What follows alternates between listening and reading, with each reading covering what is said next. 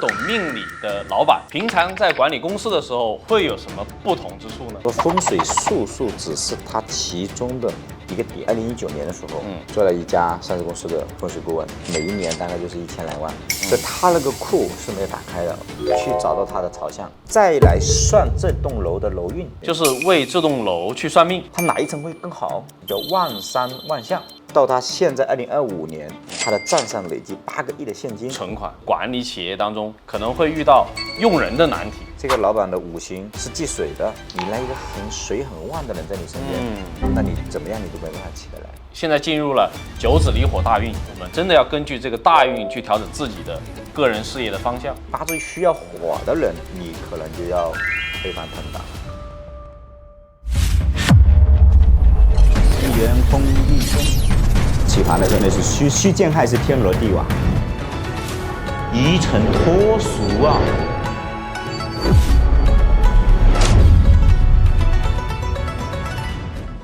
Hello， 大家好，我是道元。Hello， 大家好，我是子耀。道元老师啊，其实我知道呢，你不仅仅是一个风水师这么简单的身份哦，其实呢，同时还是一家上百人公司的老板。那我也很好奇，一个懂命理的老板，平常在管理公司的时候会有什么不同之处呢？我是用道家的方式来管理我的企业的，也就是说是无为而治。无为而治。对，其实很多时候，只要你把天命静好，就是你把风水调好的话，公司基本上都占了70%了。那其实我也听说啊，不少大的企业家其实都会专门请风水顾问，李嘉诚啊、李兆基啊，他们这些大佬都会有风水顾问嘛。那跟我们一般印象中的那种请师傅看风水有什么不一样？就除了给你看风水以外，他可能还给你在哲学上面会有一些启示，做人做事，对，他会让你修德，他会让你行善。这些大的有成就的企业家，比如说你像李嘉诚呢，他们都是一个慈善家，对不对？对啊，他捐了很多很多的钱，包括李兆基现在也是这样子的。所以这样的企业的这种运营风水师，实际上他的综合能力是非常全面的。也就是说，风水术数只是它其中的一个点。老师能不能分享一下，有没有一些您生活当中的案例，调完风水以后有一个比较好的一个改变？我讲一个案例，就是我在2019年的时候，做了一家上市公司的风水顾问。它其实当时严格的意义上来讲，它不是一家上市公司，它是一个做化工的一个小作坊，在浙江的上虞，一个很小很小的地方。这个工厂经营了10几年时间，就每一年大概就是1000来万。大概他们原始的积累，这个老板大概也就是一个500万、800万的身价。在2019年的时候，他就请我做风水。请我做风水呢，其实实际上我也感觉很奇怪，因为大家都知道我的这个风水啊是在国内目前是最贵的。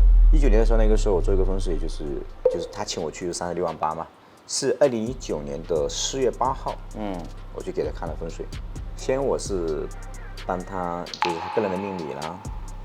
个人的命理看完以后呢，然后呢就在他的公司啊，他的住宅就是他的阳宅啦，看完以后综合以后，所以他那个库是没有打开的。如果打开他的财库的话，他会很了不得。知命是第一步，所以我先把他的命解析了一下，就是他的人生说明书、他的八字我们全部解析了。第二个就是规划他的命理，怎么样才打开他的财库？进天命的这个部分给他做好以后，然后开始进人事。所以我们在探讨他的商业结构。就是很少，其实有风水师可以说从商业的角度分析。对，从商业的角度分析，因为他就会跟我讲，他说，先生，就是你看我的企业，对吧？你认为我的企业，有什么样的问题？因为我知道他的学历很高嘛，就算命我就知道，当时读大学的就是学的化工这个领域里面是专业人才，所以我就建议他把其他的广泛的东西都要去掉，找到他公司里面的营地因子，让他只做一个细分领域。我发现他的那个专业优势只能在这个领域里面做到极致。他并不擅长就是完整的扩散的，他因为他的思维不是发散型的，他是一个专家型的。有的老板是并不会看财务报表的。其实很多老板喜欢看的就是最终我的盈利是多少，他并不会看这个盈利背后的这个数据的组成形式是什么。所以他认为公司是在赚钱，他就觉得公司在良性的这种发展。其实实际上你研究它的这个产业逻辑的情况，发现它永远挣钱的，它的盈利因子就是他自己亲自带的那个队伍，然后呢去做的这个产品。对，99%的利润来源这里。没错，其他的都是看起来很好看，养了很多的人，然后做了很多的那种流水，反而是亏损的，也就是说他把其他的东西全部关掉，就扩大他这一个盈利因子，就可以了。企业里面有亏本因子嘛，没错，有盈利因子嘛，所以只要扩大这个盈利因子，他发现他可以通过财务数据核算，就在不增加客户的情况下面，他依然能可以增加他的利润。对，就是在细分领域当中深耕。然后一定要放大它的这个赚钱的商业因子。很多风水师其实他不会关注这个点，因为可能他也不懂。这可能跟每一个风水师的成长的经历不一样。对，那我们家是400多年，一直都是做军师的这个角色，所以就是我们在小时候修行的时候，就会对我有刻意的这种培养，就是大医者医国嘛。没错，那么中医者医人嘛，医人就医人的思想。对，然后小医者医病嘛。所以我们小时候一直都是训练的，就是我们是一个大医，就是那现在我们没办法医国，那我但是企业还是可以医的嘛。没错，它就是每一年的年收大概1000多万，它的利润不到200万，不到200万。后来这个公司，其实后来就变成主板上市公司了。到它2023年，也4年时间上市，到它现在2025年，它的账上累计8个亿的现金存款，哇，这太厉害了。对啊。然后它的净利润，2022年的净利润是2个多亿，净利润2个多亿，净利润2个多亿，这个是真的是进步神速。因为老师的这个点拨，我觉得应该是至关重要的。那是的，他现在还是在这个细分里，他做到龙头了。在2025年的时候，就今年的5月8号，对，然后的话我又去跟他看了一次风水，投了一个地皮是350亩，就是预计产能的，在2027年它建成的这个产能，就是这家公司的就是扩张的这个细分领域的这个，给他带来将近5个亿的这种利润5个亿。那其实刚才道元老师分享的这一个商业案例啊，也是非常的这个精彩。那其实我相信很多的老板呢，尤其是管理企业当中，可能会遇到用人的难题。公司大了，缺人才，那有些人才呢培养了他又跑了，我们能不能从这个风水或命理上面给他们一些建议呢？第一个就是从个人命理而言，就是你一定要选择和你命理相符合的。所以比如说我在做企业顾问的时候，基本上的话，除了是看老板的八字，还有老板的左膀右臂，他的核心成员，基本上他的八字都要看完。如果这个人是老板的用神，那么这个人就可以用的比较稳。但是如果用的这个人是一个忌神，就是比如说这个老板的五行，是忌水的，可是你来一个水很旺的人在你身边，那你怎么样你都没办法起得来，你怎么样你都没办法留得住他，你给多少钱给他都不行。所以我们有一句话就是，有的人是一辈子是喂不熟的，其实做一件大事他都是天时地利人和的。那一般遇到，比方说刚才您提到的跟老板八字不合的，或者说他可能本身的运势啊也不是很好的，那您会怎么建议呢？就干掉就干掉。对，会不会有点太残酷了？这是商业的这个战场。其实商业本身就是残酷的。OK， 经常很多的，就是我在做企业的时候，就跟企业的老板在聊这个事情，他说：“先生，你为什么就给他干掉？这个人跟了我5年了。”对啊，我有感情，对我也很感情，家里面人很喜欢他。对，然后我就问他一个很人性的话题，就是，如果因为他你公司倒了，你觉得可以接受吗？他说那可能不行啊。对啊，这个更严重的结果。就老师是一个很感性的人。是。但是在处理商业的情况下呢，是一个非常理性，因为商业的逻辑最终就是要创造价值的。没错，商业是逐利的。这是它的特性。真正的商业的这个战场其实是很残酷，你今天不吃掉它，可能明天就被它吃掉。对。所以我们必须要拿出严谨、谨慎的这种理性思维。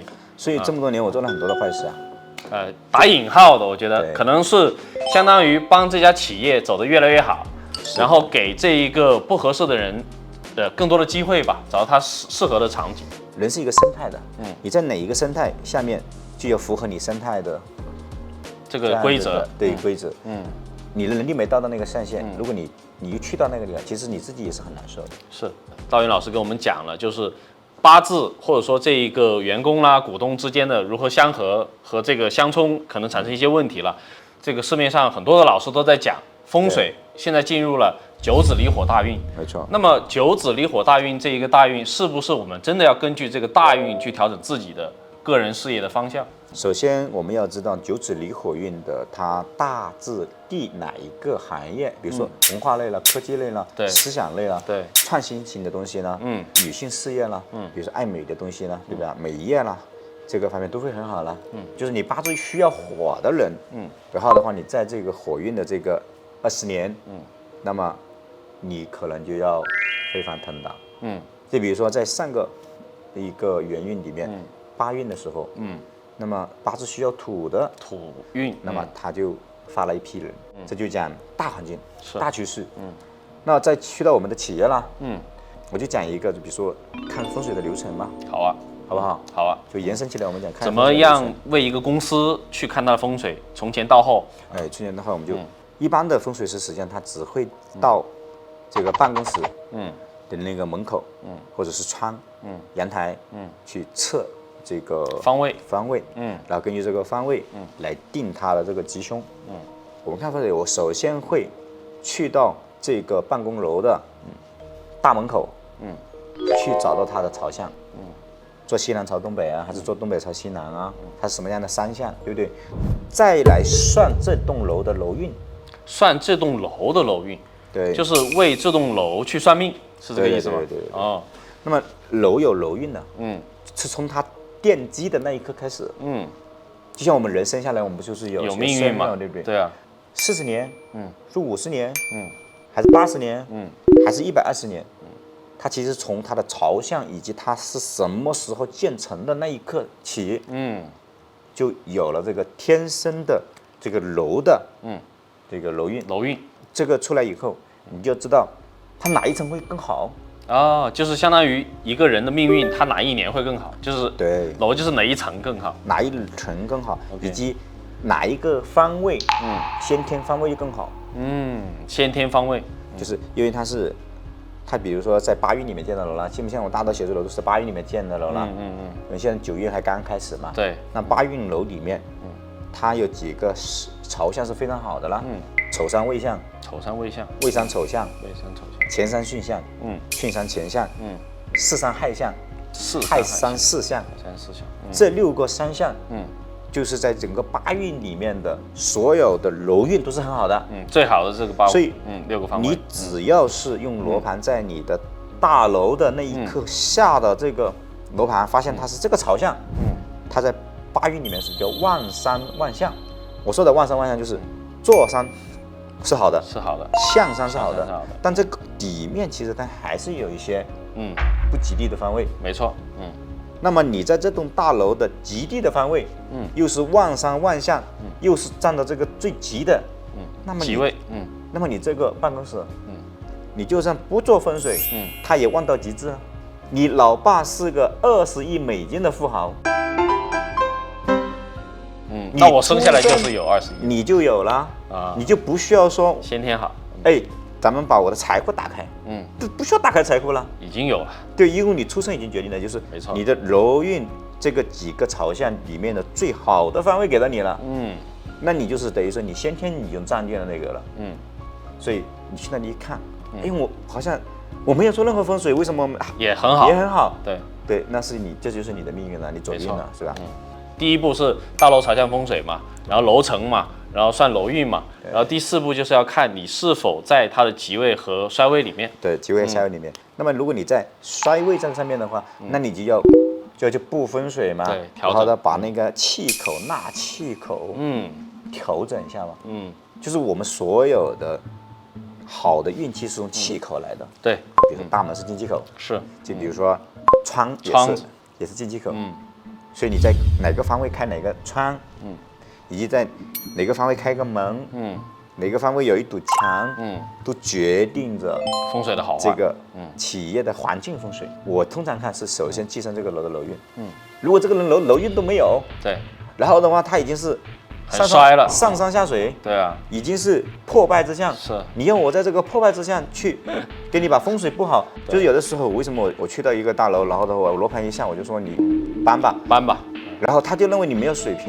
他说老师你怎么这样呢？别人都说可以挑风水，你连风水都挑不了。他没有听你前面这些理由，对，你直接说结果了嘛。然后他就说那我前期装修那么多的钱，成本很多，然后到那里去了，就是很多老板就这么固执，你知道吧？对，就是他已经付出了，对，他不想改，他就不想改，觉得我找风水师来去解决我的问题，最后告诉我你说我解决不了，这种是不是也是一种没有运气的表现？那当然嘛，他要搬到这种地方去的，肯定就是他本身的就是要走下坡路，下坡路了啊！那你都不要跟他算八字，对，然后直接拿楼盘一看，哇，他找的这个办公室，哎呀，不要看了。我觉得其实道元老师呢讲的一个很重点的核心，我总结一下，就是当你的这个地方朝向也差，是吧？整体的这个方位也不行的时候，就直接搬吧，不要再固执了。对，我希望大家如果对于我们这一期节目感兴趣的，大家可以在我们屏幕下方留言，对吧？那想具体听哪一些的，或者说您想调整自己公司发展、创业的朋友，是吧？也欢迎添加我们老师助理的 WhatsApp。我们的 WhatsApp 这个号码呢，也可以添加到老师的助理，我们也会帮您系统的去看清企业的问题，给出适合您的公司建议的指导。好，我们本期节目的时间也差不多了，那我们下期节目再见，好不好？拜拜，拜拜。